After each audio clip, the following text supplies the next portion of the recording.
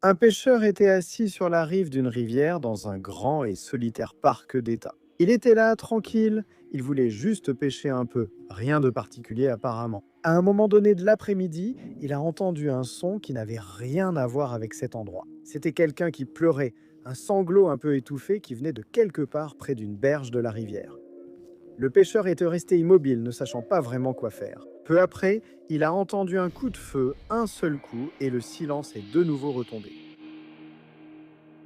Il s'est alors dirigé vers ce bruit et a trouvé un sac près du bord de la rivière.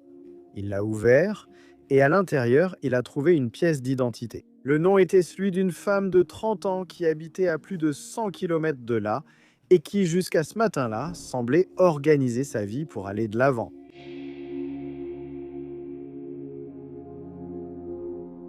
Je suis Marcos Campos et voici l'histoire d'une femme qui a conduit seule sur plus de 100 km jusqu'à un parc où elle n'était jamais allée auparavant. Elle a acheté une arme avant d'y aller ce même jour et a appelé les services d'urgence pour demander qu'ils localisent que son téléphone portable afin que sa famille puisse retrouver son corps. La mort a été classée comme un suicide.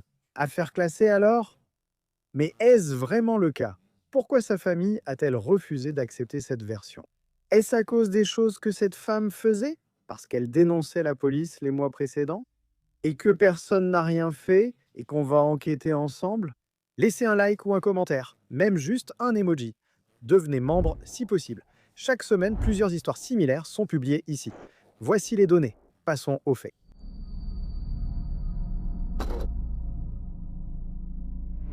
Mika. Elle s'appelait Mika Miller. Elle est née en 94 au Kansas. Elle était la fille d'une famille de 6 enfants, un frère et 4 sœurs. D'après les témoignages de ceux qui l'ont connue, Mika était le genre de personne qui mettait toujours de l'énergie partout. Elle aimait la randonnée, la descente en rappel, le parachutisme, la course à pied. Elle a accepté d'être végane pendant toute une année juste pour prouver qu'elle en était capable. Autrement dit, elle avait ses particularités. Il semble que rien qu'avec cette brève description que je présente, cela semble un peu déconnecté de la scène que j'ai décrite au début de l'épisode. Bon, continuons l'enquête ici parce qu'il y a encore beaucoup de choses à venir. Et ensuite, vous me direz ce que vous en pensez dans les commentaires. Quand la famille de Mika s'est installée à Myrtle Beach, en Caroline du Sud, elle était encore très jeune et elle s'est déjà impliquée dans les activités de l'église là-bas. Une église appelée Solid Rock. Et à mesure qu'elle grandissait, prenait de l'âge, elle est devenue une personne centrale de cette congrégation. Elle dirigeait la louange, s'occupait du design graphique de l'église, coordonnait le ministère des femmes ainsi que celui des jeunes. Tout ce qui apparaissait sur les écrans pendant les cultes, tout était sa création. À un certain moment de sa vie, Mika s'est donc mariée avec le pasteur de cette église, John Paul Miller, connu sous le nom de JP. Un homme de 14 ans, son aîné, et tous les deux dirigeaient ensemble une mission humanitaire en Afrique qui collectait des fonds pour soutenir des enfants au Kenya. Mika faisait l'éloge des sermons de son mari en public. Il parlait aussi d'elle avec beaucoup d'affection depuis la chair de l'Église. C'est exactement le genre d'image qu'une congrégation veut voir, n'est-ce pas? De son pasteur, de sa femme. Mais en janvier 2023, pour une raison quelconque, Mika s'est séparée de Japé. En octobre de la même année, elle a entamé la procédure de divorce officielle. En mars 2024 déjà, elle a alors enregistré une vidéo pour Facebook en disant qu'elle était là et que sa vie avait été très difficile ces derniers mois, et même ces dernières années. Mais qu'elle gardait un cercle de personnes proches très restreint parce qu'elle traversait encore beaucoup de choses dans sa vie privée. À ce moment-là de sa vie, Mika prévoyait de déménager au Kenya. Mais d'abord, elle voulait terminer toute la procédure de divorce. Son objectif était de travailler comme missionnaire de manière indépendante. En dehors de la structure de Solid Rock, tu vois, cette église où elle a rencontré son mari, enfin bref. Elle y a grandi, tout ça. Le 25 avril 2024, les papiers du divorce entre elle et JP, là, j'allais dire le maire, mais en fait c'est le pasteur, ont enfin été finalisés, d'accord? Mais 2 jours après que tous les papiers aient été finalisés et tout ça, quelque chose de totalement inexplicable allait lui arriver. 27 avril 27. Le matin de ce jour-là, Le 27 avril, une sonnette vidéo a filmé Mika en train de sortir de l'appartement où elle vivait. Elle était habillée de façon très décontractée, on aurait dit qu'elle allait travailler. Ses cheveux étaient coiffés, elle avait une posture tout à fait normale, comme au quotidien. Rien sur l'image n'indique que quelque chose d'inhabituel allait se produire. Mais vers midi, elle s'est rendue dans un magasin de prêt sur gage à Myrtle Beach, appelé Dick's Pawn Shop. Elle y est entrée. Vers 12h12, elle a acheté un pistolet Sig Sauer 9 mm et aussi une boîte de munitions. Elle a tout payé en espèces, 571 $. Les caméras de sécurité ont tout enregistré, d'accord? Elle a quitté le magasin vers 12h34. Son téléphone portable a enregistré une recherche juste après ça. La recherche était Parc national près de moi. Le résultat a indiqué le Lambert River State Park, plus de 5600 hectares de forêt dense. Là-bas, dans le comté d'Iso, en Caroline du Nord, à plus de 100 km au nord de Myrtle Beach, un endroit où Mika n'était jamais allée auparavant. À 13h06, sa voiture a alors été captée par des caméras sur une autoroute. À 13h27, elle s'est arrêtée dans une petite supérette en bord de route à Mullins. Elle y a acheté une boisson, a fait le plein de la voiture et est repartie à 13h35 pour continuer son voyage. À 14h54, le centre d'urgence du comté de Robson a reçu un appel.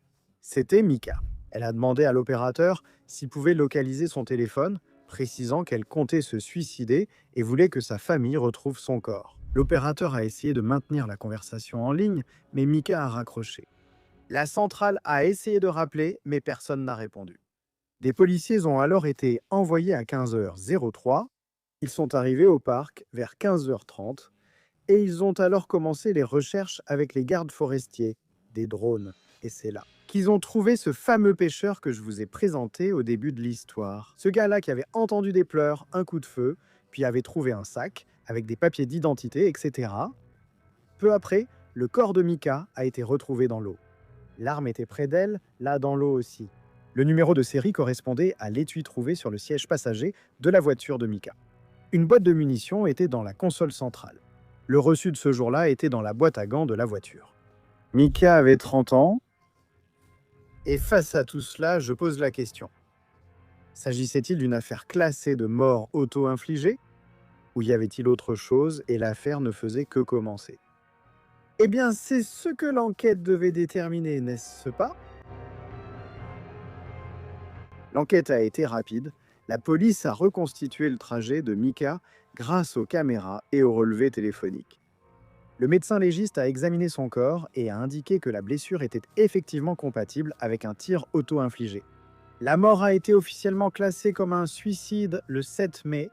Comme c'était l'usage, la police a aussi vérifié où se trouvait le mari de Mika ce jour-là.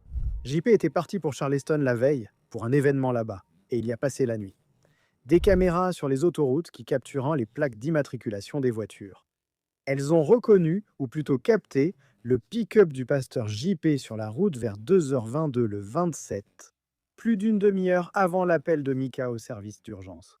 Des témoins ont confirmé qu'il était accompagné tout le temps. Donc lui non plus n'était pas près du parc. Il n'était même pas dans le même état, n'est-ce pas? L'avocat de JP a publié un communiqué disant que la conclusion de la police exonérait complètement le pasteur, que les accusations qui circulaient sur Internet étaient toutes infondées, ridicules. Et il a même menacé de poursuivre toute personne ou média qui continuerait à publier ces informations, qu'il a qualifié de déclaration diffamatoire. L'affaire était un suicide, point final. Un mari avec un alibi solide, un avocat qui menace de poursuivre tout le monde. Tout indiquait que l'affaire allait en rester là, n'est-ce pas? Pourtant, Mika avait des projets, selon les personnes qui la connaissaient. Et elle n'avait aucune raison de faire ce qu'elle s'est fait à elle-même. Et c'est justement pour ça que malgré tout ça, quelque chose dérangeait encore beaucoup. Après tout, il y a toujours un mais, n'est-ce pas? La famille n'en a pas accepté. L'une des sœurs de Mika a saisi la justice pour demander à être nommée administratrice de sa succession. Dans sa déposition, elle a écrit que sa sœur avait subi des abus et de la violence. Et que Mika lui a dit, à plusieurs reprises, une phrase qui doit rester marquante dans cette affaire. Si je finis avec une balle dans la tête, ce n'est pas moi, c'est JP.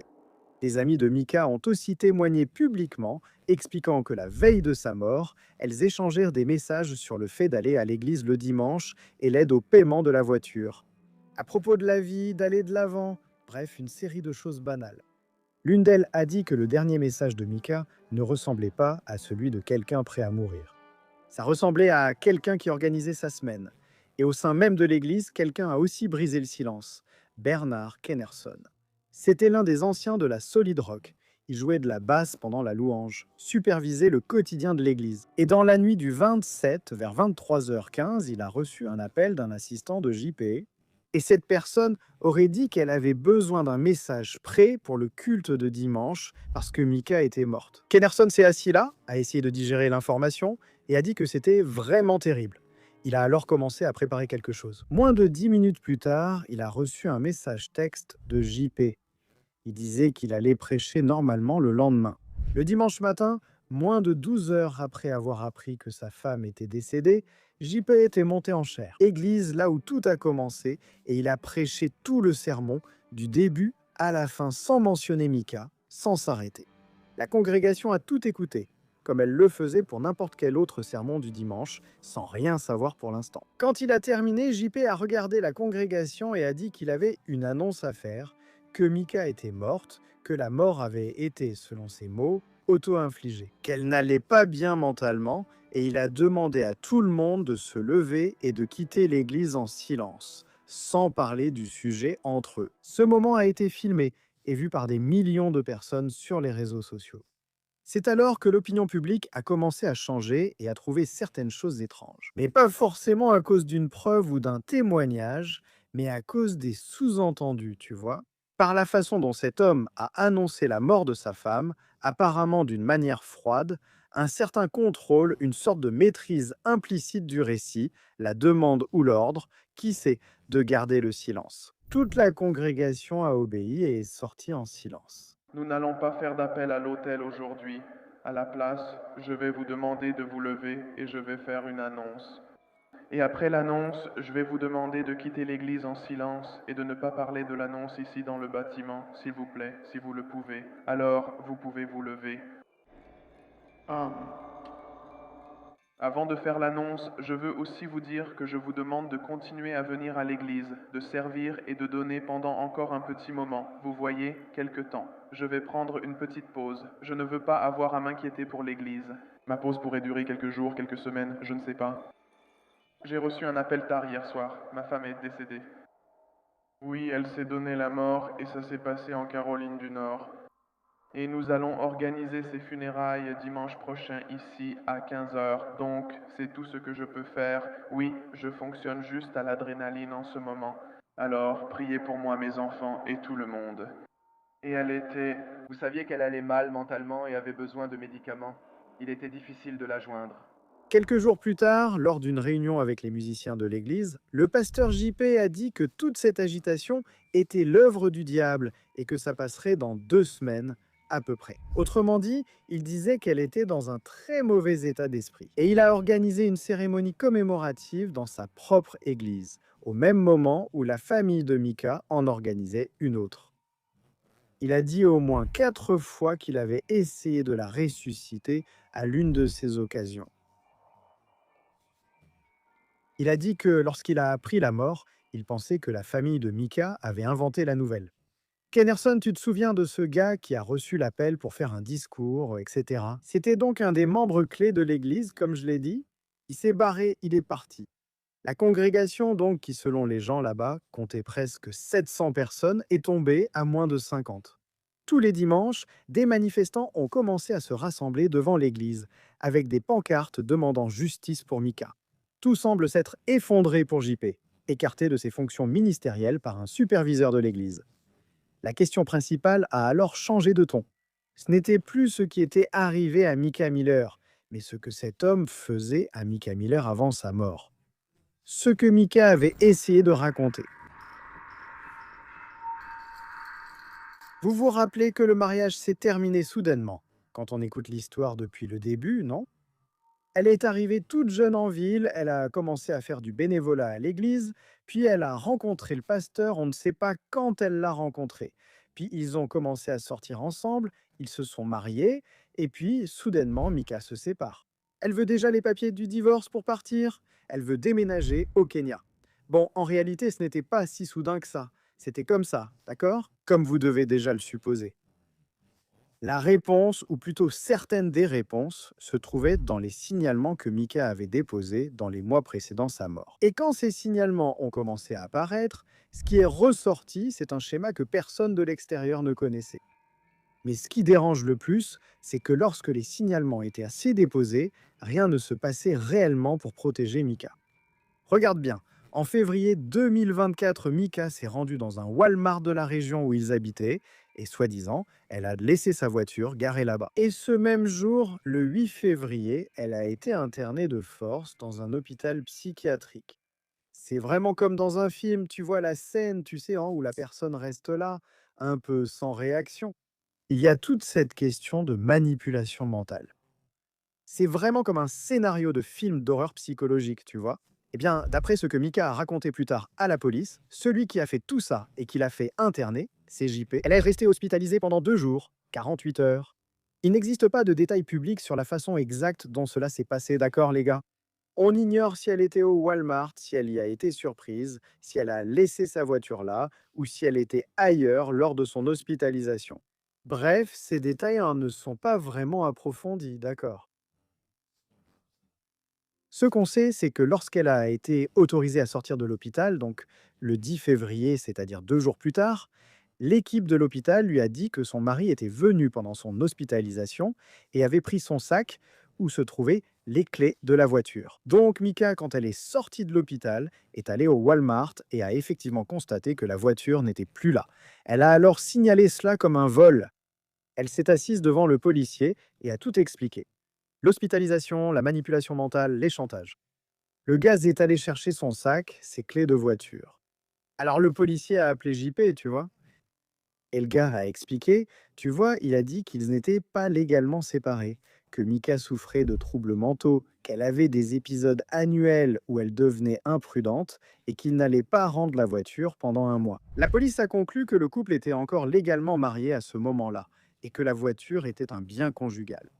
Aucun crime donc n'était constitué. Les gars, j'ai déjà présenté plusieurs maillons de cette chaîne criminelle, mais là, il y en a un énorme aussi, non? Ouais, en gros, si la moitié de ce que je raconte correspond vraiment à la réalité, on est face à un cas de manipulation extrême, non? Où sa figure de pasteur, tu vois, dans une ville relativement petite où tout le monde se connaît, tu sais comment c'est, il a une certaine autorité, tu vois, le gars, moi, comme on dit, il a du poids, il est influent. Pauvre Mika dans cette situation, non? Moins de 3 semaines plus tard, Mika est retournée à la police avec 2 plaintes le même jour. Dans la première, elle a indiqué que le pneu de sa voiture était endommagé. Plus tard, elle a indiqué que la voiture avait été emmenée chez un concessionnaire Honda pour réparer le pneu, sans qu'elle l'ait demandé. Durant la même période, un mécanicien a découvert un dispositif de localisation caché dans la voiture. Mika a dit à la police qu'elle craignait pour sa propre vie à cause de plusieurs comportements de son mari, alors qu'elle voulait signer les papiers du divorce. Ce même jour, exactement le même jour que celui des pneus et du traceur qui a été trouvé, JP a contacté Mika plus de 50 fois. 50 appels, mec, des messages, des tentatives de contact en une seule journée. Chaque fois que Mika cherchait de l'aide auprès des institutions, JP avait toujours la même réponse. Elle souffrait d'une maladie mentale. Il disait qu'elle devenait instable sans ses médicaments à cause de sa bipolarité. Lors d'une interview publique, il a dit que, selon les médecins, elle était potentiellement homicidaire ou suicidaire. L'église Solid Rock elle-même a déposé un rapport de police accusant Mika d'avoir détourné 1199 dollars de dons de la mission au Kenya vers son compte personnel. La police a enquêté et a conclu qu'il n'y avait pas suffisamment de preuves, mais le rapport existait. Et ici, je dois encore une fois insister.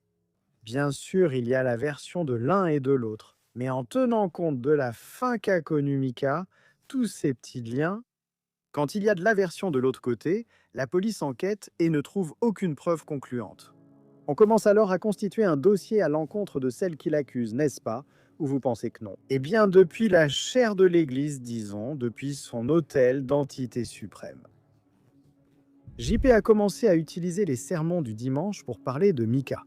Et là, ça devient vraiment sordide, n'est-ce pas, en exposant ses détails personnels devant toute l'Église. Selon des documents judiciaires d'un ancien membre, il critiquait Mika dans ses prêches, partageait des informations sur la vie intime du couple et faisait enregistrer ses sermons pour les publier ensuite sur Internet. Je pense que je n'ai même pas besoin de dire qu'il s'agit là, bien sûr, d'une énorme violence psychologique, n'est-ce pas, les amis?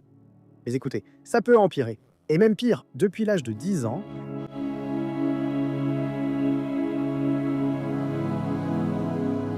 il y a un dernier détail de ce bulletin de février, vous vous souvenez? Celui de la voiture disparue, et tout ça quand elle est sortie de l'hôpital. J'ai gardé cela jusqu'ici car lors de cette discussion avec le policier, Mika n'a pas seulement évoqué la voiture et l'hospitalisation. Toute cette situation vraiment insolite ce jour-là, elle a aussi dit qu'elle connaissait JP depuis l'âge de 10 ans et qu'il l'avait recruté.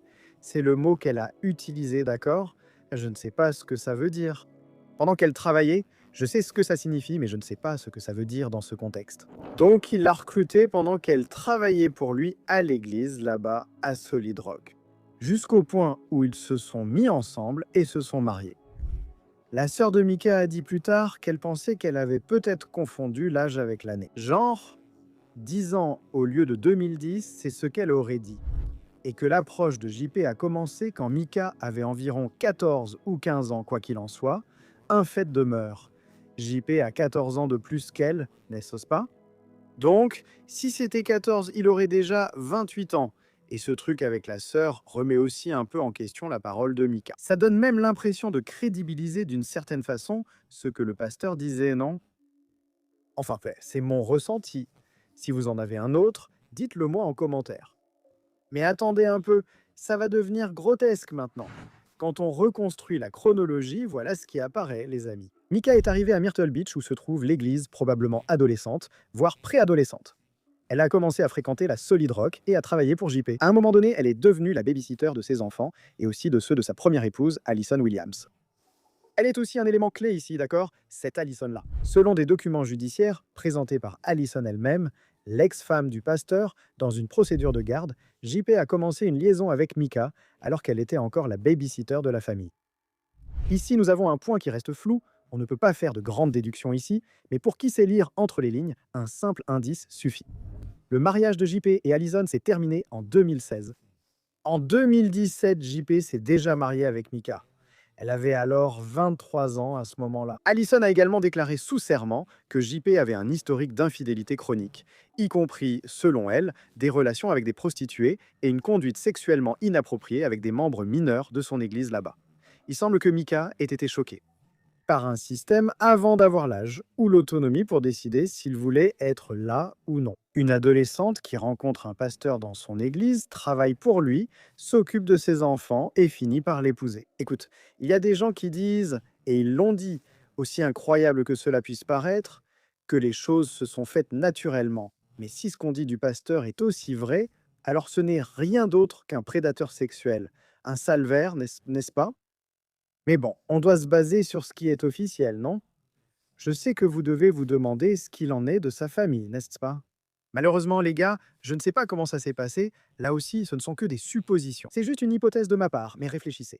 Dans le contexte d'une ville où l'on commence à fréquenter une congrégation, cette confiance qui va remettre en question l'autorité suprême, n'est-ce pas? Donc ça crée un environnement très facile pour quelqu'un qui a un esprit perturbé, malfaisant et mauvais, hein, n'est-ce pas? Eh bien, quoi qu'il en soit, pendant que tout cela faisait surface, n'est-ce pas? Toutes les saletés, tout ce qui éclatait au grand jour, l'enquête fédérale avançait en coulisses. Déjà en mai 2024, le shérif du comté où tout s'est passé avait demandé de l'aide au bureau du procureur fédéral. Et au FBI aussi, disant que les détectives avaient retrouvé des informations qui, même si elles n'avaient pas de lien direct avec la cause du décès, méritaient une enquête plus approfondie. N'oubliez pas, les gars, que tout cela a commencé à faire surface à cause de la mort supposément auto-infligée de Mika. En novembre 2024, des agents du FBI sont apparus chez JP et ont passé des heures là-bas à faire une perquisition. Personne n'a révélé ce qu'il cherchait. Le même mois, cependant, JP a été arrêté pour avoir agressé un manifestant devant l'église. Le puissant pasteur n'a pas supporté la pression ni qu'on le remette en question. Lui qui se croit intouchable, non? Et c'est là que tout commence à s'effondrer. Le 18 décembre 2025 déjà, un jury fédéral à Columbia, en Caroline du Sud, a inculpé JP de 2 chefs d'accusation. Cyberharcèlement et fausse déclaration aux enquêteurs fédéraux. L'acte d'accusation a confirmé les plaintes déposées par Mika auprès de la police et ajouté d'autres éléments, d'accord? En plus des traceurs, de plus de 50 appels et de l'ingérence financière, les procureurs ont révélé que JP avait publié une photo intime de Mika sur Internet, évidemment sans son consentement. Dans un échange d'emails, il a admis avoir fait cela. Il a écrit qu'il voulait lui faire du mal parce qu'elle était là, en train de raconter à d'autres personnes des détails sur sa vie. Et cette histoire de pneus, toute cette fraude sur la voiture, c'était pour faire croire à Mika qu'elle devenait folle, non? Quand le FBI a confronté JP, il a nié avoir endommagé les pneus de la voiture de Mika. Mais les enquêteurs ont découvert que JP avait acheté un dispositif pour crever les pneus sur Internet et avait envoyé des messages à des tiers en mentionnant le véhicule de sa femme. Et il y avait aussi une histoire avec un détective privé que JP disait avoir engagé pour empêcher Mika d'acheter une arme. Mais les fédéraux ont découvert qu'en réalité, il avait engagé un enquêteur pour surveiller Mika parce qu'il la soupçonnait de le tromper. Les actions de ce type, les gars, étaient clairement prédatrices, extrêmement calculées, et ont causé un traumatisme profond. Ou quelqu'un n'est pas d'accord avec ça? En janvier 2026, JP s'est présenté devant le tribunal fédéral. Plus de 70 personnes étaient dans le bâtiment.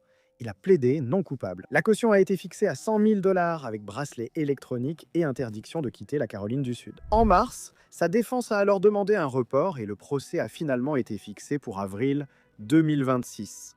S'il est condamné, ce qui n'est pas encore arrivé, il risque jusqu'à 5 ans pour cyberharcèlement et jusqu'à 2 ans pour fausse déclaration, en plus d'une amende de 250 000 $. Cependant, il n'a pas été accusé de la mort de Mika, d'accord? Et il semble vraiment que ce soit un suicide, rien de plus. Pendant ce temps, 2 femmes ont intenté des actions civiles accusant JP d'agression sexuelle alors qu'elles étaient mineures à la fin des années 1990 dans une école liée à son église. Il y a aussi d'autres casseroles que je n'énumérerai pas ici, d'accord?